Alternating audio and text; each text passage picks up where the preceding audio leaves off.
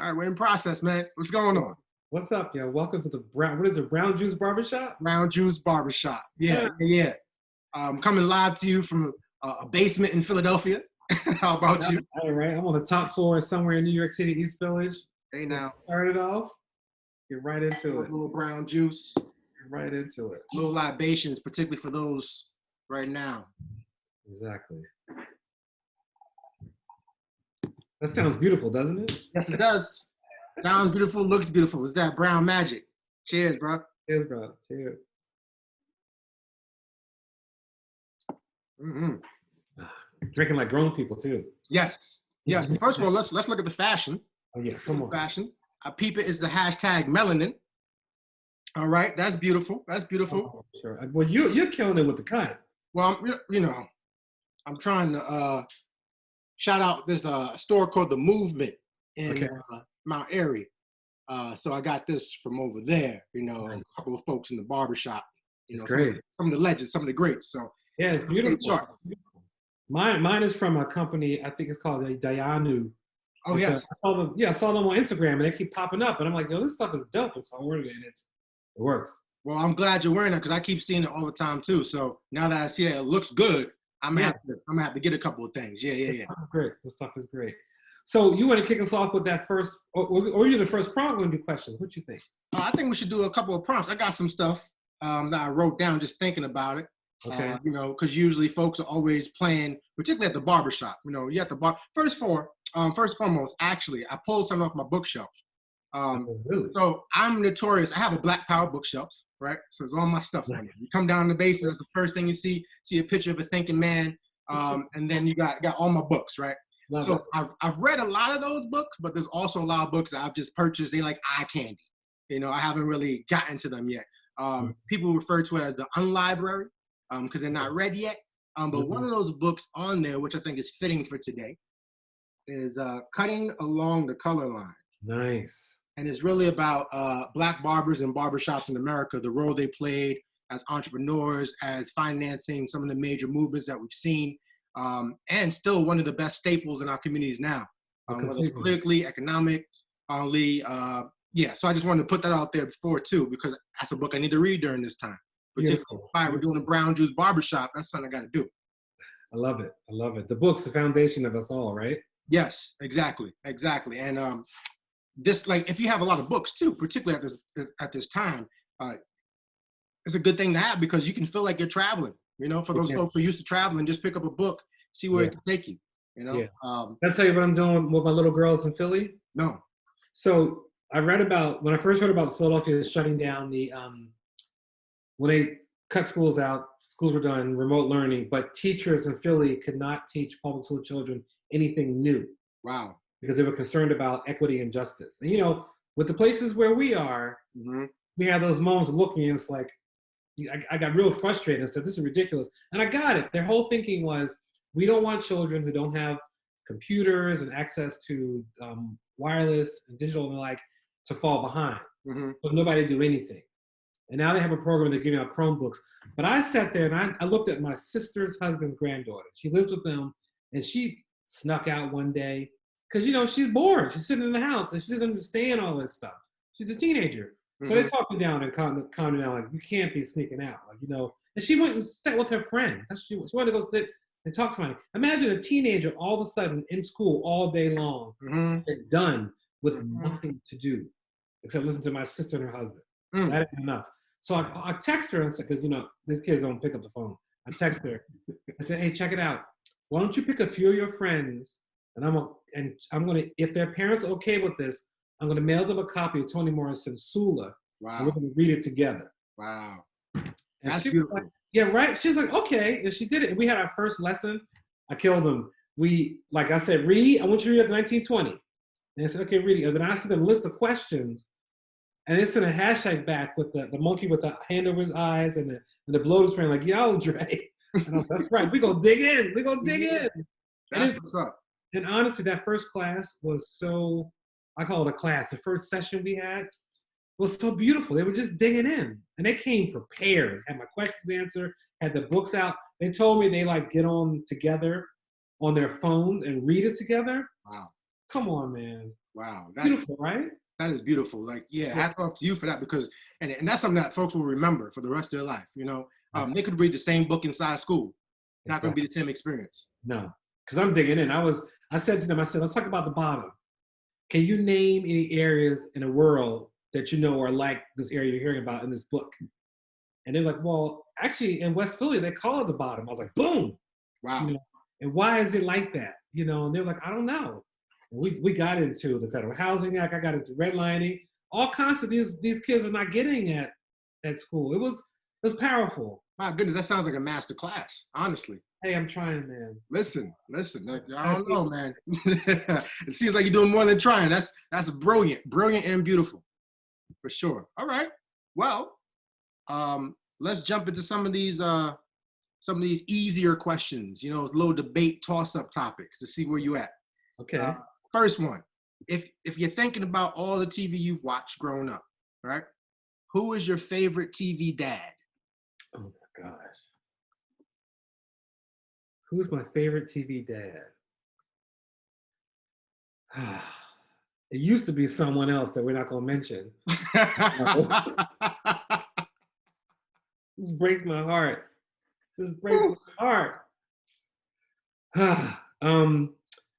Wow. You know, and it's going to sound crazy, but that's what I remember. My favorite TV dad is actually Mabel King in What's Happening. Okay. That's what I come to. Like she was real patient and funny and kept control, and she worked out. I guess I can relate to that. That's how I grew up. Mm-hmm. I was living with a sister, brother, and a mother taking care of us. So I think I found more connection with her. So I'm going to list Mabel King playing the mom. Okay. On What's Happening. Okay. Cool. What's yours? For a number of different reasons, I was thinking about this, and it's not fair because I had some time to think about these. But I would have to go with Uncle Phil. I have to go with Uncle Phil. You know, for the funny reasons is, you know, light-skinned, bald-headed, and overweight. You know, I could relate to that. But in terms of, you know, just growing up with him, like honestly, you know, J. Cole has a song called what do you call it? I believe, apparently, if my mind's remembering correctly. First things first, rest in peace, Uncle Phil. You know, honestly, that's like the only father I ever knew too, right? Growing up with single parent, seeing that person on TV all the time, the way he took in Will, the way that he ran his family as the patriarch, being a person who was a man of integrity, trying to do his best to help his family, but also not one who was like so machismo or so masculine and dominant to the point where there was no raw emotion and vulnerability shown, right?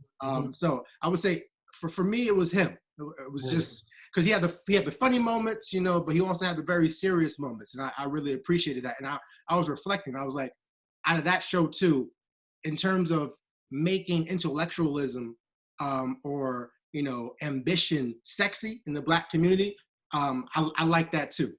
Because you see this family being grown up in Harlem, you know, pre-gentrified Harlem, right? Growing up in that space, and then seeing what this mythical place of Bel Air is, you know, was really cool. Was really cool, and to see him navigate that and be that figure was strong for me. That's dope. I love that. So look, this isn't my question, but I want to throw this in. Yeah.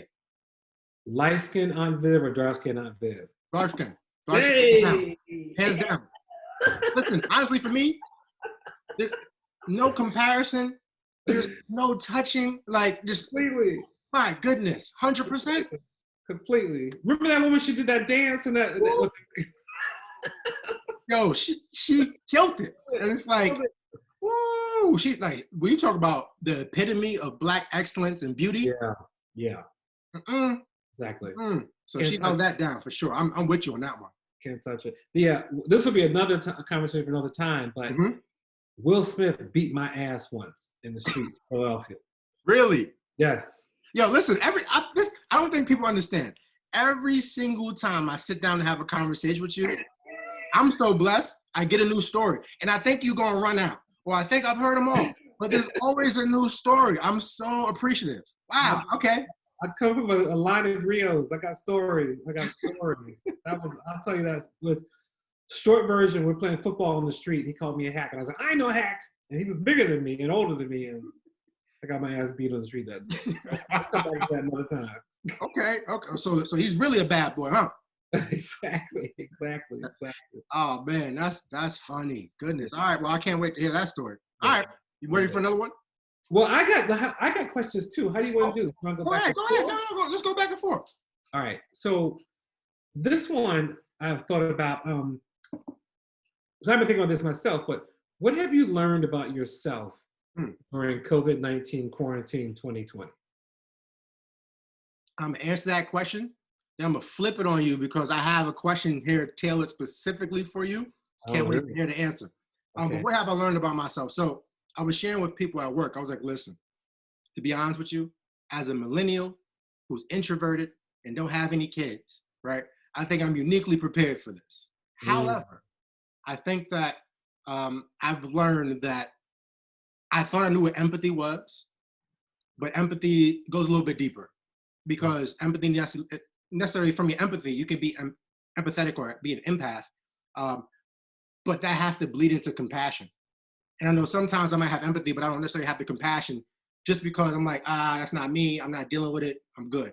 But what I'm trying to do is, particularly those folks who might be expressing anxiety now, or even the folks who might be expressing fragility for all the wrong reasons right now, I have to lean into that and be a little bit more empathetic, a little bit more compassionate. So what I've learned is that while it might be easy for me in this moment for a number of different reasons, because I'm blessed in this situation, that means that I have to fill my time not with trying to be productive in the sense of, now I can read all these books, or now I can write all these presentations, right? I think I've been reading a number of different articles. They're talking about productivity porn, how people are putting things up here and saying, look what I'm doing, look all these tasks I'm completing. But like they say in Quaker spaces, we should have a moment of silence and stillness.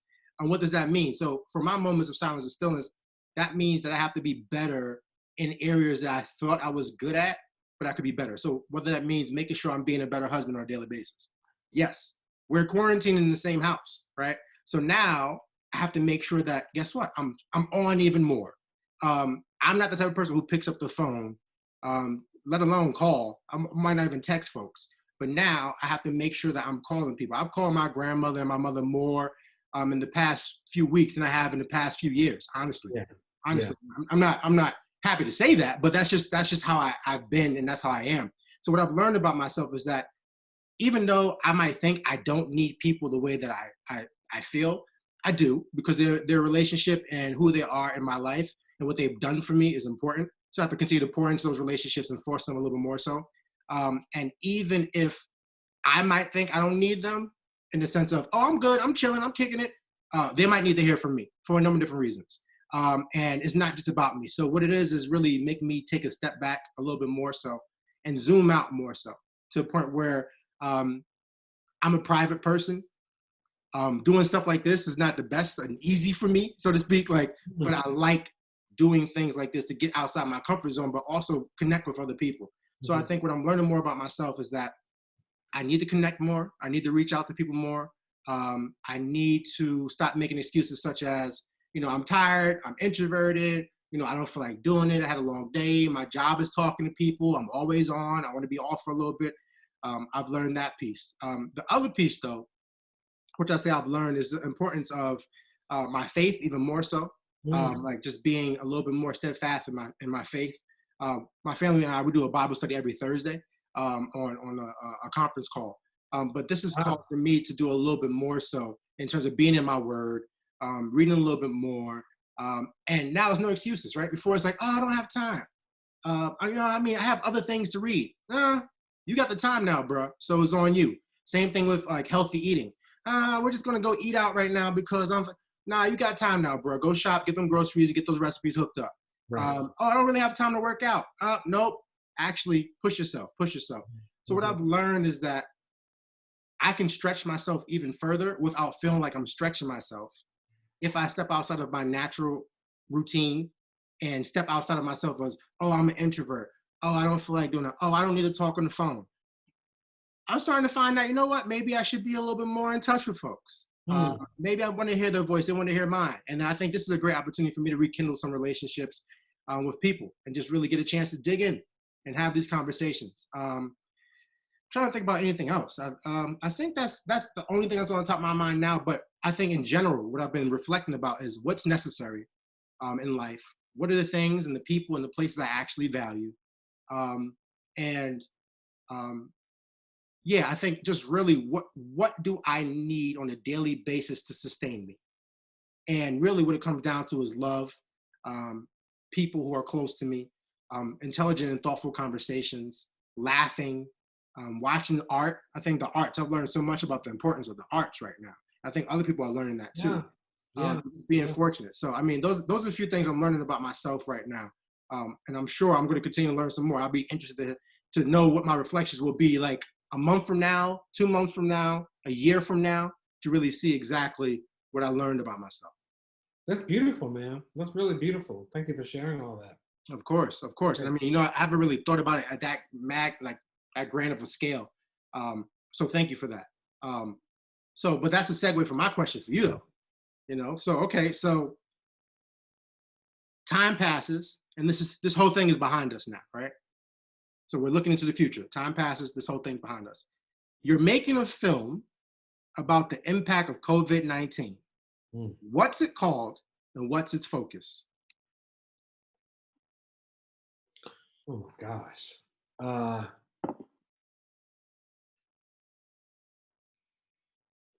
I think the film right now is called COVID-19 2020, Did I Make It? And the focus is the world has changed. We will not have a world that we had prior to this virus spread universe that we're in right now. We will never have that world back because the world has completely changed. And Did I Make It is not just about the physical, am I still alive, et cetera. That's important and that's there. But I think we all, just as you just explained and went through, we all have to think about who we are and how we show up to this conversation and how we're involved in this. And the Did I Make It part is asking the question, who am I now that we have this new world? How do I participate in this new world? And it doesn't mean I'm going to change all this behavior. I think that's important. But what's more important is actually, how can you observe what you already do that is working? And how can you amplify that? And how can you also be patient with yourself and not say it's going to happen overnight? Because change is a long process. Change is a hard process. And so that Did I Make It is that question of, if we've identified ways that we potentially need to change, how are we going to live through that, pursue that, and continue on with it? So it's a look at, when you first heard, don't go outside, or don't socially isolate, don't socialize, what was your behavior and what did you do? In terms of caring for people in your life that may have been stubborn or older, who don't want to move forward, et cetera, or don't want to stay in my house, how did you interact and deal with them? In terms of children that need our support and our guidance, because this is scary to kids. It's scary to we adults, but it's even more scary to kids who aren't as in control with their worlds. I'd love to explore that question and sort of ask that question you just answered, in terms of who are you before and who are you after this? Did you make it? Is a question of how are we going to take care? I was talking to a friend of mine who's a climate change activist, and he went to my high school, radical dude. He does this whole, he's an urban farmer and does this whole discussion around decolonizing food. Wow. Right, totally. Like he works with the governments of like places like Puerto Rico and say, okay, let's talk about all the stuff you bring in and look at what you actually grow here. And which you've grown here for centuries you've had. So in any case, he and I were talking about right now in this moment that we're in, that we honestly, as a nation, America, United States, has stumbled when it came to this problem. And if we look down the line 20 years from now, if we keep on the same path we're going on, the climate change impact is going to be a lot worse than what we have right now. And if we don't turn things around, and this is sadly, it's a good like practice run to show us where we fumble. Mm-hmm. so we can be more prepared when we get to that larger moment that's scientifically is coming. So I think that's the movie I would make, and that's a question I would ask. And that question is open. It's not did you live is part of it, yes, but it's not just did you live. It's did you make it? I love that. I love that for so many reasons, because it has the whole transformative piece to it. The transformative of the I and the make, and also the it, honestly. And you just look at that, it's multifaceted, and what can come from that. I can imagine the different narratives. You think about people who are in New York versus people who are in San Francisco versus people who are in the rural South. So just thinking about that, I think that would be phenomenal, man. Yeah, big powerful piece to make. Mm-hmm. Good question. Thank you for that. That's a good one. Of course. That's a real good one. So is it me? Let me throw in another light one real quick before we get to more heavy. All right. So who's the better triple threat in terms of rapper, vocalist, and actress? Queen Latifah, oh my God, or Lauryn Hill? Oh, my dude. Oh, I have to choose. It's a tough one. Oh, triple threat.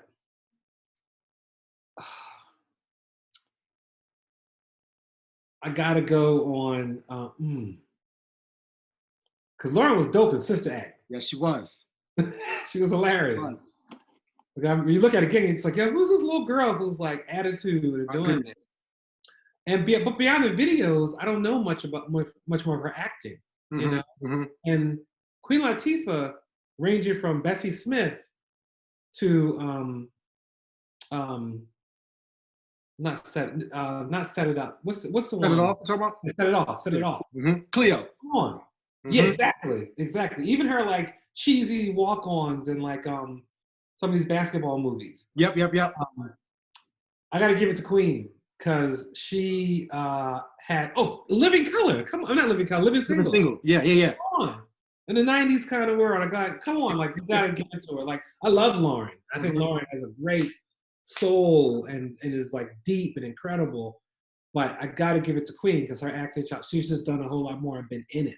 And has embraced in many ways who she is physically, emotionally, I find, and I think she's very quietly honest. Is how I will say. I think that's how she carries herself, very quietly honest. I remember the day. When I always think about this. I remember the day she got carjacked in Harlem. Because I was like around the corner, and people were like, "Yo, Queen Latifah just got hijacked on 125th, carjacked 125th," and I was like, "What?" I said, "Yeah, they walked up to her, pulled her out, and took her car." And it was such a moment. It was like, "Wow, how you going to carjack Queen Latifah on 125th Street?" You know, like what you thinking? And it kind of happened, and it went down. I don't know what all came from it. I guess I'm mentioning that because I think about how she doesn't feel removed. She still feels like you can like turn a corner, like, oh look, it's Queen, you know? Sure. Not that it's happened to me recently, but it feels that way. So the triple threat, even though I'm ready for her to drop another album or something, so she hasn't done that in a while. You know, give it to him, Queen. You know, I got it. You know, I remember that lady's first video. Oh my goodness. Are you kidding me? Are you kidding me? Looking like a commander-in-chief, looking at the world about to take over. Exactly. And I was saying like this. And the camera turns and pans, and you see that big-ass African hat. My goodness. My goodness. And Moni in the middle? Come on. Oh, Moni Love. Oh, goodness. That's, oof. Bad. That song, and it's, what you call it? My Sister, It's a Shame. Yeah. That's my song, too. My goodness. Okay, Queen got it. I'm with you. I mean, talk about longevity, talk about body of work, talk about and if you talk about it, like that transformative piece that you talked about in terms of her being on one end of the spectrum and easily moving to do something else. And the fact that, you know, she's still doing it. You know, I know my sister Lauryn, you know, showing up late to gigs and stuff from what I've heard. But, I mean, you can't knock Miseducation. Sister Act 2 is just brilliant performance. Rocking with the Fugees, like just holding it down. I mean, I think her story is very like interesting and complex, and I would love to like learn a little bit more. But yeah, I'm with you. I'd give it to the queen. Yeah, gotta give it to her. Yeah, there we go. Yeah. So what's that? It's on you, sir. Yeah. How are you handling the cleanup during COVID-19 quarantine 2020? So what do you mean by cleanup? Okay. All these things. Okay. Got a little situation upstairs that's still different than mine, but. Oh yeah. So I was telling somebody the other day, it's easy to cut your hair when you're balding, right? Because you can't really mess up. If your go-to is bald, just swipe a couple ways, you good. But for me, I was talking to my wife. I was talking to the man. I was like, I might just let my hair grow this whole thing and see what happens. And I let it go for like about 3 weeks. But I recently cut it on Friday, I think, because I was hosting a virtual happy hour with some of my colleagues. And I was like, I can't be embarrassing people out here in the streets, these virtual streets, right? So what I wanted to make sure is I cut my own hair. But I've been cutting my own hair since college, man. That was my hustle, actually. It was my hustle in college, yes. So yo, you was a barber? Yes, I was. Listen, I was, and this is me. Usually I'm a little humble. And, I practice humility all the time. But I'm gonna throw that to the side real quick. I was everybody's favorite barber's favorite barber. You know what I mean? Tell people come see me. The skills is great, and on top of that, I didn't hit people over the head with the prices. So it was like, $7 haircuts, $5 on the shape up. And tell the people where you were in school. Oh yeah, so in Cornell University, cutting it up. Ujima Residential College, cooperative economics, the black dorm up there, getting it popping. Y'all can come see me. Just hit me up, text me. And I came through and I held it down. So I've been cutting hair since I had hair. You feel me? And then now I just cut my hair easy, shape up real quick. So I got in the basement back there, my little basement bathroom. I got my André clippers, got the liners, whatever. Now I try to blend in because I'm in Philly, so I got the beard longer. So people might see me and they think I'm a Philly bull, right? But then they hear me talk, they're like, this dude from Harlem, stop. Right. So I try to blend in when I can, but that's how I've been doing that. And I think I'll let it rock for about maybe another week or two. We'll see. I don't want to get in the habit of bumming it, so to speak, right? But I also don't feel the need to have to do that. Yeah. Like, I'm really good. I'm really good. How about yourself? You're looking a little fresh over there, Dre. Am I? Yeah, man. You might not have the line of edges going. I'm just saying though. All I do is put the do-rag on at night. That's hey it. Now. That's see. At least you can still put the do-rag on. For what? Why? Why would I do that?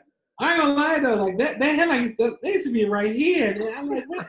It's running back. It's running back. It's slowly going back. It's all good though. Yeah, I brush and put the do-rag on. And what's really chill is nowadays I had the do-rag on all day because there's no reason to take it off. I was in a Zoom meeting. Okay. Like here's a question since you brought up do-rag. This is judgment-free zone. No judgment. Are you a do-rag hanger or do you tie it, twist it up? What do you do? You know what? Do-rag etiquette. I twisted it up for a little while because it was annoying at night, but it feels good to have it hang when you walk in the flow in the wind. Like I let it hang now. Sometimes when you wake up, you're like, nah, but that's like the Moses Black Jesus type. Exactly. Just let it flow in the wind. Yeah, exactly. I got you. Back when I was growing up. It's also not so fun. Yeah, go ahead. When I was growing up, I had it turned inside out so that way you wouldn't get the crease of the line going down with the wave. I do that. And I would roll it up and tie it because I had to fit it over it. Always had to fit it over top. And if you have to hang it, it didn't really look right. So you had to do it a certain way. So that was part of the style. But when I was at home, let my rag down, exactly. low, Exactly. I was watching the professor Imani Perry at Princeton. Mm-hmm. She was talking about how she caught herself going because she'd keep her net on all the way to school and get in the parking lot and take it off. And she's like, yeah, I go inside and I realized I had like a crease on my head from it. And I have moments of like wondering about it. And I was like, yo, I wear it with pride. Like when I have my do-rag line across my forehead, I'm like, yeah, 100%. People know. That's a stamp of approval. You know what that's about. Exactly. If you're about that do-rag life, that bonnet life, you know what it is. Exactly. That's good. Okay. Yeah, I just been letting this grow. I got a really good cleaner right before, and I ran to my barber beforehand. I was like, yo, help me survive and stay. And we lined up, and now I'm just letting it happen.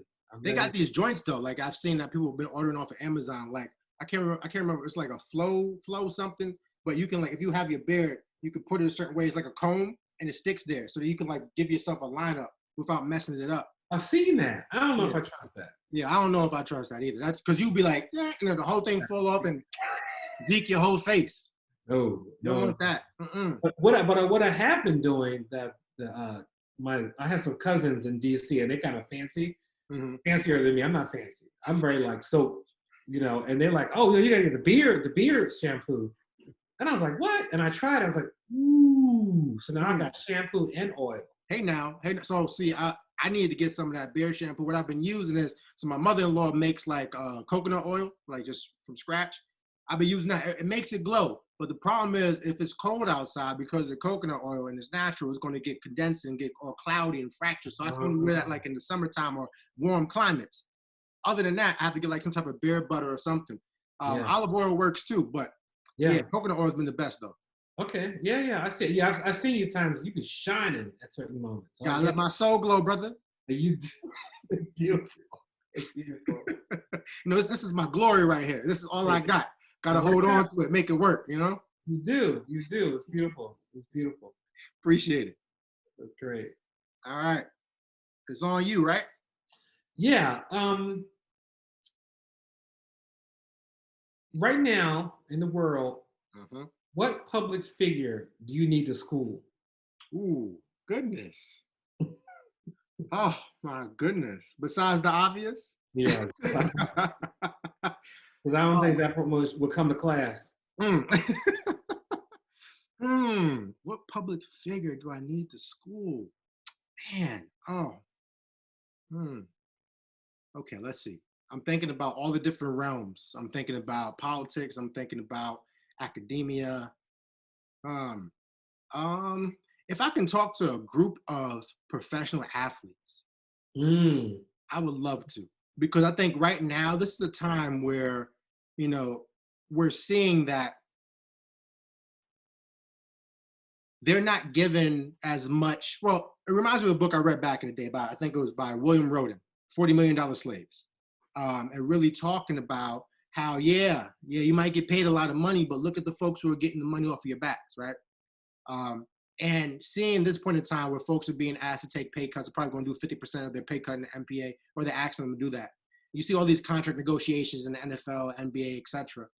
I would like to have a conversation with some of the most, prolific in their field.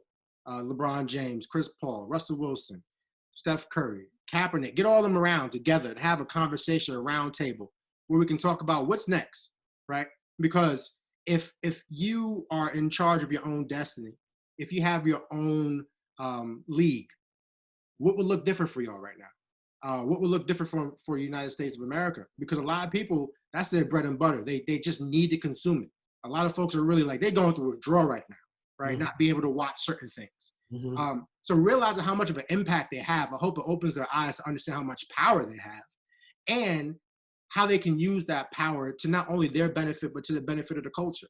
So I think having a conversation with a number of different athletes together to think about what can they build, whether they're making sure that, and maybe they're already doing this, whether they're putting money away right now so they can, when they finish their playing careers, buy a couple of teams, so you can have some bargaining power within these leagues and try to make a difference and try to make a change. So I think that would be one space. And then some of the artists too. I'd love to have a conversation with Kanye, see what's going on with him. Let's have a conversation, Kanye. See what's good. I think he needs it. He definitely does. I mean, because the reason why he's so dangerous is because he is a genius who has so much power and privilege where he is, but he also has that complex story. He also has the fact that he comes from like intellectuals and folks who've also struggled and folks who've from the shy and all these things. And he has this other piece to him where he's out of touch, where he is also, and there's mental health that plays into that as well. However, there's a lot of pieces there where I think the wrong person listening to him without proper context or be able to compartmentalize certain things that can really stir people in the wrong directions and get people thinking slavery was a choice and all that stuff, right? So, I think he's definitely one who needs it. Mm-hmm. That's a good one, yeah. Mm-hmm. What about you? Yeah, it's interesting. I purposely didn't think of an answer because I wanted to do it on the spot. Mm. And I think, and I don't have an exact person in mind, and I kind of moved away from public figure, but it's more like I'm going right to like Tyler the Creator, because he dropped some knowledge. That's a smart young man. Mm-hmm. And if I had to school him or sit down with him, it'd be on the lines of what I think you're aiming at with Kanye West. I feel like Tyler needs like a little bit of love, and like, hey, my brother, like, you're okay, because he's brilliant. He's absolutely genius, and I think that when I think of him, I can name a lot of other young artists like that seem to be, and I get it because the world is coming at them left and right, and they respond to it. And I mean, I don't know that much about Tyler. I don't follow his music that intensely, that closely, but I think he stands as a symbol for me, for a lot of artists that are brilliant and are doing their thing and flowing. But I want to reach out to them and say, let me talk to you about how important you actually are. And I may be projecting when I say that, saying I need to hear this message for myself. But I feel, I just like I've seen him a few times. Like I remember reading an interview about him and his father and that whole situation. And it's bad. He had a rough time with the pops, and has arrived in a spot where he talks about it and this and that. But I just feel that what happens so oftentimes with and I'm thinking about musicians, performers, entertainers, filmmakers of color, of not feeling, sometimes not reaching their entire potential because it's the world telling them they can't. And so my thought, that's why his name came to mind. I think I saw him this morning online somewhere answering a question about a show he created a character, and a young woman stood up and asked him, like, why did you make a certain character black? He was like, come on, man. He was like, name five. No, he said five. Don't break it down. Name 3 black animated characters in the world right now. I'm wait. Yeah. And it was like, that's why I did that. Like and his whole thing, I can't believe you asked me that question. It's ridiculous. And I was so proud of him. And I love seeing him just go out there and just be free. Sometimes I don't agree. Some of the stuff I'm like, I want my kids watching this. Like, yeah. I'm glad that he's that free, because I want people to be that free as artists to go forward. So that's a name that comes to mind, and I think he's representation of a lot of people for me. I think of what's her name? Not Azalea. What's her name? Banks. Oh yeah, you talking about Azalea Banks? Azalea Banks, yeah. Another brilliant young woman who sometimes I hear her talk, and when she comes, I'm just like, ooh, you are angry. I want to understand that. I want to take care of you and help you get to a place. And I know they'd be like, I don't need you. You ain't nobody. Look what I got. Look what I got. And I'm like, yeah. But I feel and I hear the pain. And I agree with you 100% because I see that in some of my students too, right? Yeah. And I'm sure you have the same experience. You see someone, you see all the potential, you see the brilliance, you see the edge, which is necessary. But if we were sculptors, we would take a little bit and chisel here and there to make sure that we smooth out some of those rough edges, the same way people did for us, right? Yeah. Because trust me, like, I was that dude at a predominantly white boarding school, angry. So much so I got to the point when I got to college, I'm like, do it for the community. I'm doing it for me right now because I already did a lot for the past 4 years. Right. But when people start to chisel away, you got someone to take you underneath the wing and say, listen, let me spit game real quick. Let me pull your coattail and let you know this is really what you're going through. Right. I think that's a great point. Yeah. You want a smooth, easy one? You want a deep dive? You want fun? What you want? I like deep dive. All right, here we go. You know me. All right, so I'm gonna save the other deep dive for later. We'll go with this one. Do you have a spirit animal, alter ego, or a song that transforms you into another being? Yeah, I'll start by saying I don't vibe with the term spirit animal. Okay, talk about it. I've heard Native American people say that's a really sacred, precious thing for us. And people take it like they do so much in America. Now it's on the lines of like fair skin. In terms of it's a word that's in our society, we use it, but I always try when I can, like I don't use that. So I appreciate that. What I do say is I say my familiar. And I get that from Alice Walker, Temple of My Familiar, and that whole thing. So if I think about what my familiar is, and what's the other parts? So yeah, your familiar, alter ego, or a song that just transforms you into another being. Wow, that's good. You did go deep, didn't you? You know, I would say, and it's interesting because I'm going there.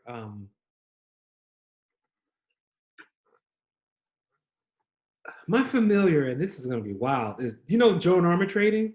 I don't know. Oh man, Joan Armour Trading was just like because I was thinking Sade. Okay. It just seems it's too easy to answer that. So I'll go with complicated notion. Joan Armour Trading, she was kind of like a blues R&B, like a folky rhythm and blues singer. She has this really imagine Tracy Chapman's grandmother. Okay. Wow. Okay.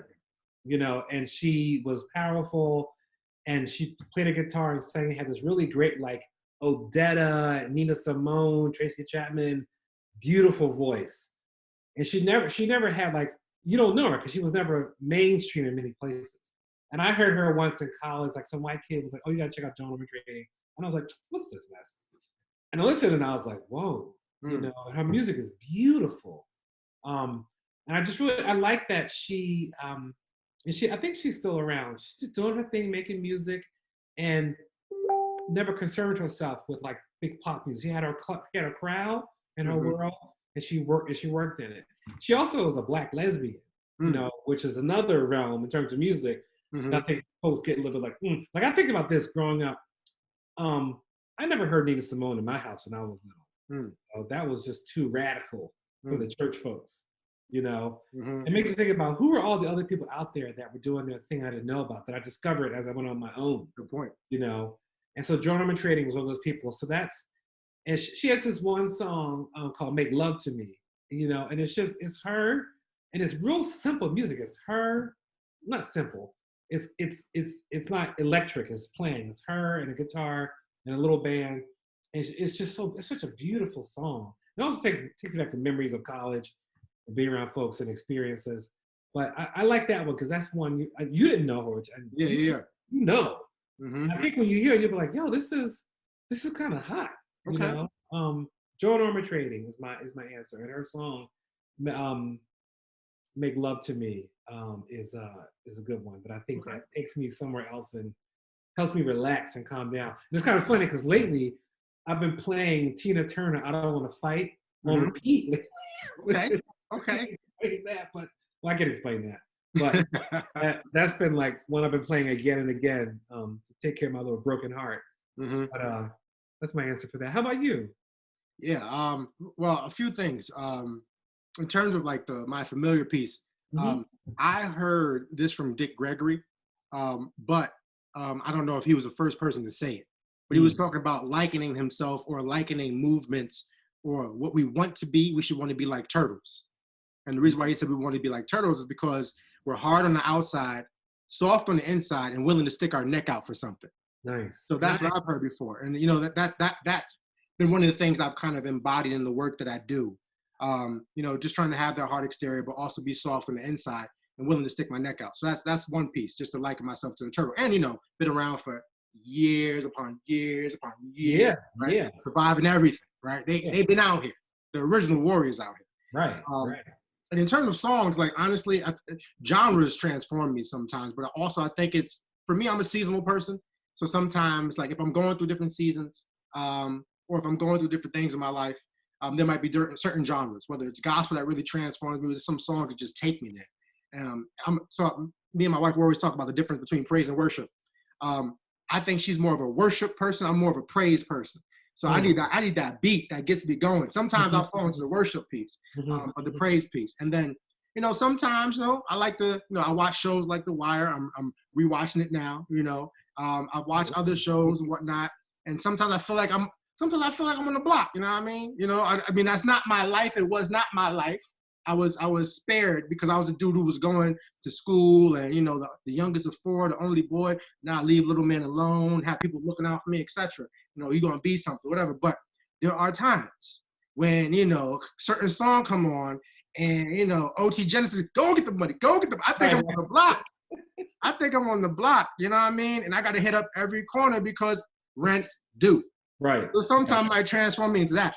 If I can live vicariously through the music, that works for me. There's sometimes you might really think like even the other one, Ace Hood, like same old, just a different hustle. Like I had that as my alarm clock one time. Just wake up and start grinding. You know what I mean? Just wake up and start grinding. But other than that, and sometimes J. Cole's my favorite artist. Born in the same day, not the same year, 3 years apart. So we're like twins kind of, but not really. But yeah, January 28th. So that's a song that I play every birthday. And then another song of his, GOMD. People can look that up if they want to. But when folks are getting on my nerve at certain places of employment, I play that on the way there. You know what I mean? I just like, I wish somebody would say something. Right. Because I'm going to read them in the correct way, with proper grammar, proper, tone and diction, and everything's going to be fine. So yeah, so just think about those songs that might transform me too. I like that. I like that a lot. That's good. That's good. I'm going back to the beginning in terms of the familiar. I don't know if I really identified that, but that's a hard one for me, because I've always been that person when it comes to like, tell me your best or your favorite. I'm like, well, today it is, because tomorrow it might be. That's how I've been. But in terms of familiar, that's something, and that's one. And this is an observation of myself, like sitting with myself right now during this quarantine COVID-19 experience in 2020 is I am aware that I don't have that I can speak to right away, which is something I'm like looking at and taking in. The fact that I can't identify a familiar at the moment is something I'm walking with. Well, and I wonder, and I don't know if this is part of that, but just thinking about it, as a creative, right? You are usually reflecting things that you see, and I think a lot of folks might be able to find their familiar in you or the work that you produce. So I wonder if you're holding that, and you've been given that to a lot of people, but not really having the opportunity to really think a little bit more. So because even with Prep School Negro, it's still something that's out there, and yes, it's your story, but it's also projecting or reflecting the stories of others. For them to like really have something to call their own experience, where they're actually seeing their story take place on the screen. So I wonder if that's part of it. I have to think about that. That could be. It's interesting. It's a journey. Well, that leads into another deep question that I had, if you don't mind. All right, so you finally put down the camera for a little bit, right? And you're writing your autobiography. What would be the title of your autobiography?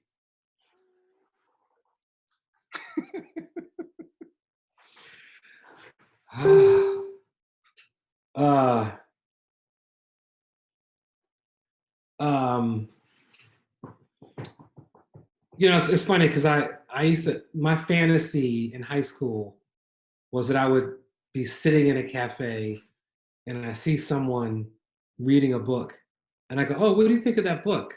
And I go, oh, I really like it. And like, but I had this problem. We'd sit down and critique it and we talked like an hour. And then I say, I wrote that book, and then we fall in love. That was my fantasy in 10th, 10th grade, like fantasy. That's awesome. Title, I can't lie. I still find myself very caught up in the Prep School Negro. I still feel very attached to that, but I want something different.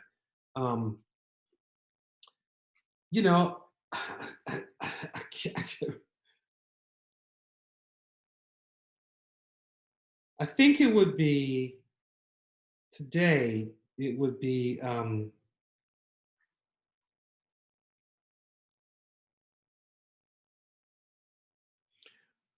Oversharing many things. Oh, wow. Oversharing many things. And I think that's connected to, my little company I have is called Many Things Management. Mm-hmm. So I had a friend that said, Dre, you always doing many things. And I was like, and then the oversharing part, I think I don't find myself aware when I'm sharing and going. I don't see the filters and the thoughts. Because I find myself needing to give so much to bring folks in that sometimes I find myself, oh, should I have said all that? Did I give too much? Mm-hmm. And I've been thinking about that a lot in terms of like, what does it mean to overshare? I think there's value in oversharing. Because the biggest thing I found with the Prep School Negro was people who were like, whoa, I connected on this level. And they went through just the other day on a Zoom call with like, it was an NAIS call. And in my group, 2 people told me like, wow, I'm glad to be here because your movie changed my life. Mm. And I was like, oh, hey, a young woman who was like in high school who's now a DI practitioner, saw it as a high school that now is working. And I was like, that's something, And so it takes me back to, you've really planted a seed in my heart and in my mind in terms of thinking about how I go out and get what I need. Because I've been so focused on the exterior and looking at the interior, but that's my big takeaway from this whole experience right now, being on lockdown, being quarantined and being inside and having to sit with yourself so much, is really thinking about the life that I designed. What's this life that you set up, and is it what you really want? Have you limited yourself because of pain and fear and insecurity? Oh, yeah. How can you truly be open and pursue the things that you deserve and need, to be real honest? Love it. Oversharing many things. Love it. Oversharing many things. That's dope. All right. Trademark that right quick, Exactly. A little C with a circle around it. What you got? What's yours? Ooh, I never thought about the autobiography question. I'll think about it now. Before I had thought about, if I were to write a book, what would the book be? And when I was in college, I didn't grow up with my father. That's a longer story. But then, later on, and my father and I have a relationship now, a budding one still. But it's a good one. It's a good one. It took a while to get there for sure. But when I was in college, part of that is that he would send me like $20 here, $50 there, and a letter though. A letter would come with it, and just a few things like some words of wisdom, things like that. I guess stuff that he would have imparted. And at first I'm like, I'm good. Give me that check. But in terms of like actually starting to like read through it a little bit more, so I saved them. I saved them because I said, you know what? When I'm in a better space, when I'm in a better space, I'll probably be able to do something healthy with this. So I had thought about doing something called like Letters from a Stranger, and really talking about what that looks like. But in terms of autobiography, though, I often say, so my last name is Yisrael, but my mother's last name Smith. My father's last name is Brown. So people are always like, where does that come from, etc. Long story. But the way that I always say it is that I see it as me having been born free. So I guess maybe the name of my autobiography would be Born Free. Trevor Noah was born a crime, right? So I would probably say Born Free, in the sense of, I don't have the slave name attached to me of Smith or Brown. I have Israel. And what does that mean? I don't have a middle name, just Mikael Israel, right? I think that would give a perspective of a number of things. I'll be able to talk about my family. I'll be able to talk about where the name comes from, which will lead about the whole family dynamic, etc. I'll be able to talk about my faith in terms of being born free and what freedom looks like and liberation, a lot of stuff. So I think that might be like Born Free. I like it. Yeah, I'm going to suggest that we start to wrap this up, because we can go on for hours. Oh, true. I want to make sure we have something we can share. Yeah.